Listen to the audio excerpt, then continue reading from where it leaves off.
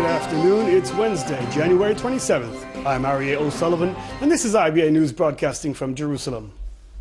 Prime Minister Benjamin Netanyahu lashed out at UN Secretary General Ban Ki-moon, accusing him of supporting Palestinian terror. The latest war of words came after the UN chief, while denouncing terror, suggested Israel's occupation spurred Palestinians to commit attacks. He also slammed Israel's settlement activities, calling them proactive acts.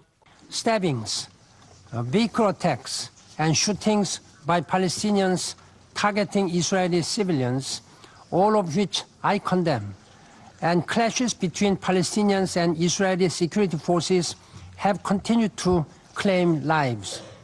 But security measures alone will not stop the violence. They cannot address the profound sense of alienation and despair driving some Palestinians, especially young people. The full force of the law must be brought to bear on all those committing crimes, with a system of justice applied equally for Israelis and Palestinians alike. Continued settlement activities are an affront to the Palestinian people and to the international community. They rightly raise fundamental questions about Israel's commitment to a two-state solution. In a quick response to Ban Ki-moon, Netanyahu accused the UN body of losing its neutrality, saying there is no justification for terror. Palestinian terrorists don't want to build a state, they want to destroy a state. They don't murder for peace, and they don't murder for human rights. The Prime Minister went on to say that Ban Ki-moon's remarks do nothing to improve the situation. Debate continued in the UN Security Council, where Israeli settlement activity was also scrutinized by the U.S. ambassador to the UN and the Palestinian delegate. Israel's ambassador, Danny Danon, confronted the statements and tried to defend Israel's state policies. The United States strongly opposes settlement activity, including some steps Israel has taken this month. We are deeply concerned about reports of a declaration of more than 370 acres in the Jordan Valley in the West Bank as state land. We are also deeply concerned about recent steps that appear to have effectively created a new settlement south of Gush Etzion. We are all aware that the Israeli settlement enterprise, in all its manifestation, is the most formidable obstacle to the peace we seek. While we appreciate the strong positions expressed by all Security Council members and the international community at large against Israeli settlement activities, these positions must be translated into action. Not once were the lives of Israelis murdered by terrorists recognized by the Council. No condemnation, no expression of solidarity, not even a statement of concern. The facts don't lie. The Security Council has been hypocritical when it comes to Israel. The road to peace is long and difficult, but Israel is committed to make every effort. Nashat Milhem, the terrorist who murdered 3 people in Tel Aviv on January 1st, planned to wage additional attacks, either in Afula or at an army training base in the center of the country. Details released by the Shin Bet today for publication revealed information retrieved from Milhem's cell phone, which he ditched when he fled Tel Aviv. Video recordings from his phone showed him drinking and taking drugs and expressing his hate for Jews and Christians, whom he called enemies of Islam. In a related development, indictments were issued today against 3 suspects, residents of Arara, who are suspected of aiding Milhem. The men, 2 of whom are Milhem's cousins and a friend of theirs, confessed to assisting the terrorists in hiding out. It was also revealed that 2 women had apparently notified police that they spotted Milhem as he fled north, but the police did not take their calls seriously. IDF soldiers and engineering units have mapped out the homes of 2 terrorists who fatally stabbed Shlomit Kriegman and injured Adina Cohen when they infiltrated the Beit Horon settlement Monday night. The 2 terrorists, 23-year-old Ibrahim Alan of Beit Uel Takhta, west of Ramallah, and 17-year-old Hussein Abu Rosh of the Kalandia refugee camp north of Jerusalem, were shot dead by a security guard when they attempted to flee the settlement. The houses are expected to be demolished in the coming days. The likelihood of Israel engaging in a war in the coming year remains low. However, IDF officials warn that any escalation along Israel's northern and southern borders could trigger a major conflict. More in this report from IBA's Marko Dudkevich. Hezbollah has turned many of its Shiite villages in southern Lebanon into massive military strongholds, continues to invest in missile accuracy and warhead size. Its main focus is subterranean warfare, digging tunnels under Lebanese villages with the aim of moving the battlefront to Israeli soil in the next conflict. Israel estimates the terrorist organization has an arsenal of some 100,000 short-range rockets, several thousand missiles capable of hitting central Israel, and others capable of hitting anywhere across the entire country. Intensively involved in fighting in Syria, where it's lost over 1,300 of its fighters, IDF officials doubt the terror organization is likely to push for a renewed conflict with Israel in 2016. While there is a high potential for escalation in Judea and Samaria, IDF officials noted that despite the recent wave of deadly terror attacks in the settlements, the number of attacks and scope of clashes are on the decline. Describing the situation as volatile, officials say it depends on the continued security coordination between Israel and the PA, the economic situation in the West Bank. According to the officials, there are a lot of weapons in the field that have not yet been used, but noted that in some Palestinian villages, locals try to prevent youth from leaving to perpetrate attacks. Easing up restrictions could have a calming effect and ease the tensions, officials said. Turning to the south and the Gaza border, where despite sporadic rocket fire directed at Israel, Hamas is taking advantage of the relative calm to prepare for the next round of hostilities, digging tunnels, training fighters and strengthening its rocket capability. Southern Command officials noted that the wet weather conditions provide a perfect cover for terrorists to build tunnels, but at the same time could cause their collapse. Last night, at least 7 Hamas operatives were killed when the tunnel they were constructing caved in. During Operation Protective Edge in Gaza in 2014, security forces destroyed some 30 tunnels constructed by Hamas. IDF officials say they are confident that at some point in time, the Islamic State will eventually move against Israel, and have not ruled out the possibility that hostilities with the jihadi group will occur. Margot Dudkevich, IBA News. Defense Minister Moshe Ya'alon accused the Turkish government of not doing enough to fight against terror. He also said he hopes Ankara will put an end to funding the Islamic State in exchange for receiving oil.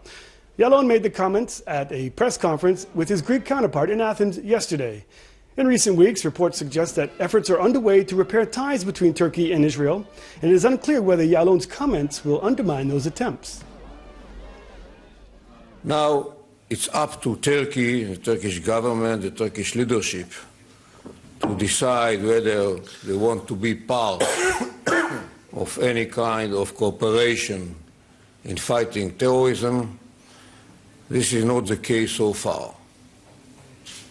As you probably know, Daesh enjoyed Turkish money for oil for a very, very long period of time. I hope it will be ended.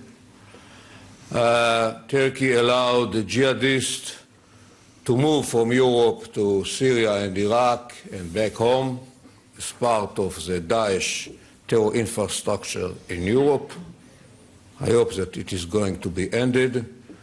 And Turkey still hosts the Hamas external terror headquarters in Istanbul. If all those phenomena are going to be ended, and Turkey will be ready to rehabilitate the relationship with us. Jewish communities across the globe are commemorating International Holocaust Day with ceremonies coinciding with the 71st anniversary of the liberation of Auschwitz. Here at home, Prime Minister Netanyahu hosted Holocaust survivors, where he stressed that now, during this time of rising anti-Semitism, it was even more important to preserve the memory of the Holocaust. And elsewhere. U.S. Jews President are once Barack again being Obama targeted. will attend a ceremony at Israel's embassy in Washington honoring 4 righteous Gentiles who risked their lives to save Jews in the Holocaust. Separate events are scheduled to take place at the United Nations complex in New York and UNESCO headquarters in Paris. It is commemorations like this that remind us all where the oldest and most enduring hatred can lead. Unfortunately, in Europe and elsewhere, Jews are once again being targeted just for being Jews. Around the world, Jewish communities are increasingly living in fear. We see anti-Semitism directed against individual Jews, and we also see this hatred directed against the collective Jew, against the Jewish state. Israel is targeted with the same slurs and the same libels that were leveled against the Jewish people since time immemorial. Islamic extremists incorporate the most outrageous anti-Semitism into their murderous doctrines. We see this in Gaza, we see it in Raqqa, we see it in Tehran. And it's not just Islamic extremists in the Middle East and Europe. Even respected Western opinion leaders have become afflicted with hatred for the Jewish people and the Jewish state. Marking International Holocaust Remembrance Day in Jerusalem, President Reuven Rivlin hosted key players in the Mossad operation that led to the capture in 1961 of Nazi war criminal Adolf Eichmann. Eichmann, who was captured by Mossad agents in Argentina, was brought to Israel to stand trial and sentenced to death in May 1962. Documents related to the Eichmann trial were on display for the first time at the president's residence, including letters from Eichmann asking former President Yitzhak Ben-Zvi for clemency, and the latter's refusal. Well, joining me now in the studio to discuss growing anti-Semitism worldwide, as well as other developments in the region, is former ambassador to Sweden and Egypt, Tzvi Mazel. Tzvi, thanks for joining us. Ambassador, we're here on International Holocaust Memorial Day, and as we heard the Prime Minister say, Jews are still being singled out for being Jews. You were the ambassador in Europe and elsewhere. Yeah. Do you think that's true? Yes, absolutely, absolutely. And anti-Semitism has become more important than it used to be in the last 20, 30 years. It was even very difficult for the Israeli delegation, the United Nations, to get the United Nations General Assembly vote to fix the 27th of January as the Remembrance Day of the Shoah. It's being now celebrated, not celebrated, marked everywhere in the world, and it's very good because we should remember and we should analyze what happened. But the problem is that now we have to see forward because anti-Semitism has become really terrible. It's now the main forces of anti-Semitism stem from Islam, from Muslim minority in Europe, and from Muslim countries, from Muslim media. And that problem, it's a terrible problem. It's not being tackled by the world, especially not by Europe. That's the problem. You see, as far as Europe is concerned, the Muslims, Arabs are third world people, persecuted, very weak, so they cannot be admonished, they cannot be spoken to. Everything that those people say, it's okay, it's being accepted. Not, absolutely. There is a lot of words said by all the leaders of Europe, as Cameroon in Britain, François Hollande, Juncker, the president of the European Commission, they say it's impossible that there is still anti-Semitism in Europe. And Juncker, the head of the Commission, said today that he cannot accept that a rabbi in Marseille would say that Jews must remove kippah. But they do nothing. They do absolutely nothing because they have to fight the right objective, and the right objective is Muslim minorities in Europe, and that's bad, very, very bad. Talking about the Muslim minorities coming, there's been millions, or about 1 million asylum seekers coming to Europe, and how important is it to impart the lessons of the Holocaust now in this situation? It's very, very important, but you know, when Arab Muslim young people go to school in Europe, when it comes to teach the Shoah, they stand up. Pupils of 12 years old, they say, no, we don't accept it. Absolutely, you cannot teach Shoah because this is Jewish, it's terrible. The Jews are against the Arabs, so you can't accept it. And in many places in Europe, and when I was in Sweden, in the beginning of the 2000s, they stopped teaching Shoah in many, many schools. So you, as ambassador, you even detected then that there was growing anti-Semitism? Yes, at that time, because teachers, Swedish teachers, Christian, not Jews, came to the embassy and told me, listen, we cannot anymore teach the Shoah. We go to our Ministry of Education in Sweden, in Stockholm, to our government, and they say nothing. They don't react. So there is Europe has a problem. I'd say something more.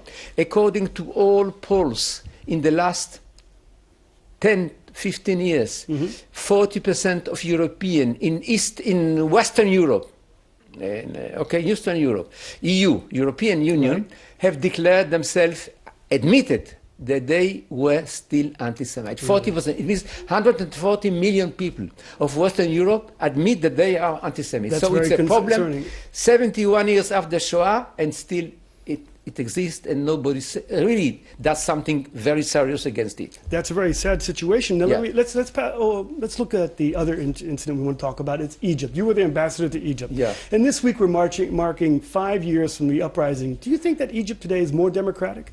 Yes, absolutely. I know it's against many people, especially the MSM. MSM is mainstream media, as we know. New York Times, Le Monde, Douglas Nieto, Corriere della Sera. You know, those journalists are very pure people. They think that Egypt should have been democratic one day after the fall of Mubarak. The problem is that between Egypt and human rights, there are 1400 of Islam, and then in Islam there are no human rights. It doesn't exist. There are the Sharia, the laws of Allah, and Islam means submission of the Muslim to God through the Sharia.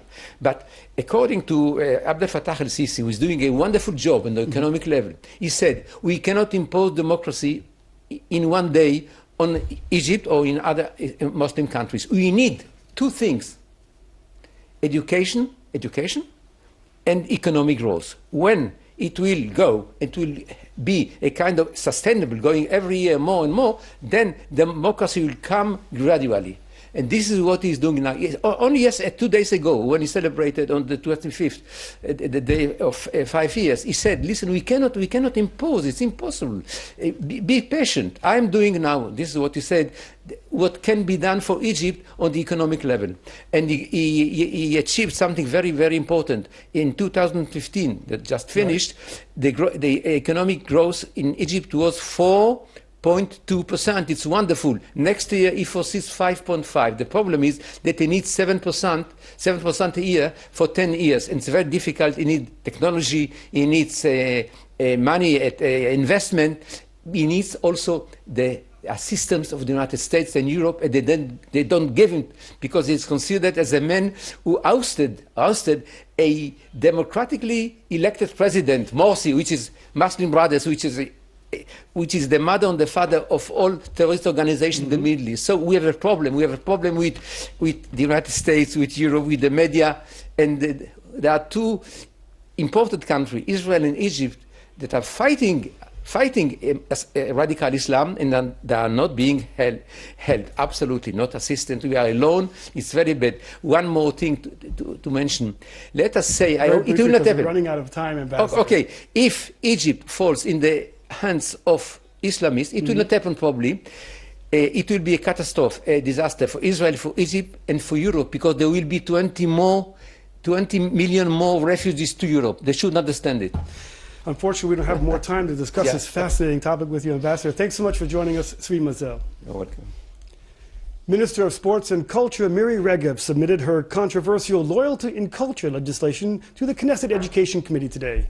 If amended, the bill will enhance her ministry's power and allow it to condition funding for institutions, theaters, and artists according to their allegiance to their state and respect for its symbols.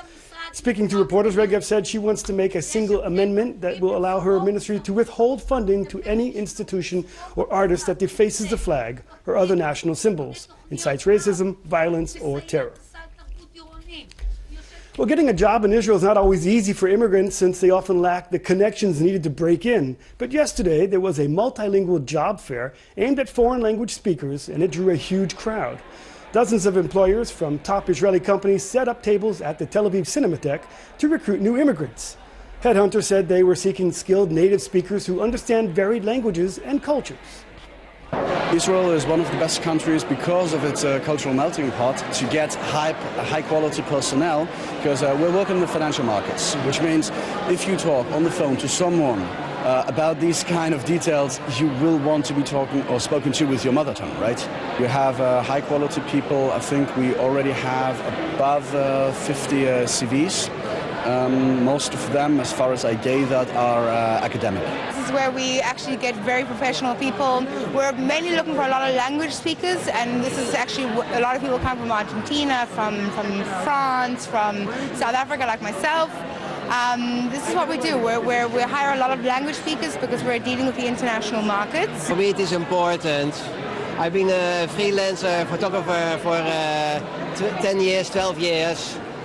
So entering the field to make some additional income or some another field is what it's all about for me. In Israel, a lot of people get jobs because of who they know, protexia. And as an immigrant, you don't have that, do you? I had once a girlfriend who had protexia for me. And that didn't work out because I found a job in the meantime all by myself. So it works both ways. Okay. I know the good sides of protexia, I know the bad sides of it. I don't even know what the job descriptions are. Okay, what about you, John? Yeah, well, even though the people are very friendly and nice here, you know, it's kind of like they're offering a lot of similar jobs between them. So there's not a lot of variety. Like if you need I don't know, like we're musicians and we're looking kind of like for part-time work, maybe things that we can do, continue playing music and do, you know. And a lot of them are looking for full-time and they're looking for sales and marketing and or trading online, you know. So it's very specific things. If you don't have that yeda, if you don't have the knowledge, it's hard to like offer yourself for the job. But you know. Well, you got to keep an open mind in this world. And I think the Shabak had like a box there, so I put my info in there. I could be a spy. Stock Talk now. Share prices on the Tel Aviv Stock Exchange were up across the board, and the shekel was mixed in foreign currency trading. Let's take a look at the late afternoon numbers.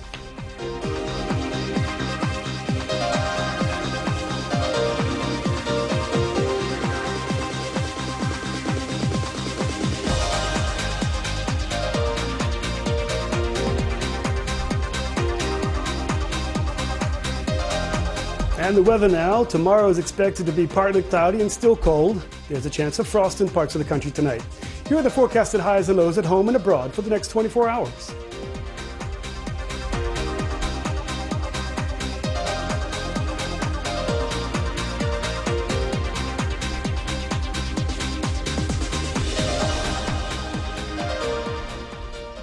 But that's all for today. I'll be back again at this desk tomorrow to bring you the latest news from Israel. Until then, I am Aryeh O'Sullivan. Thanks for watching, and shalom from Jerusalem.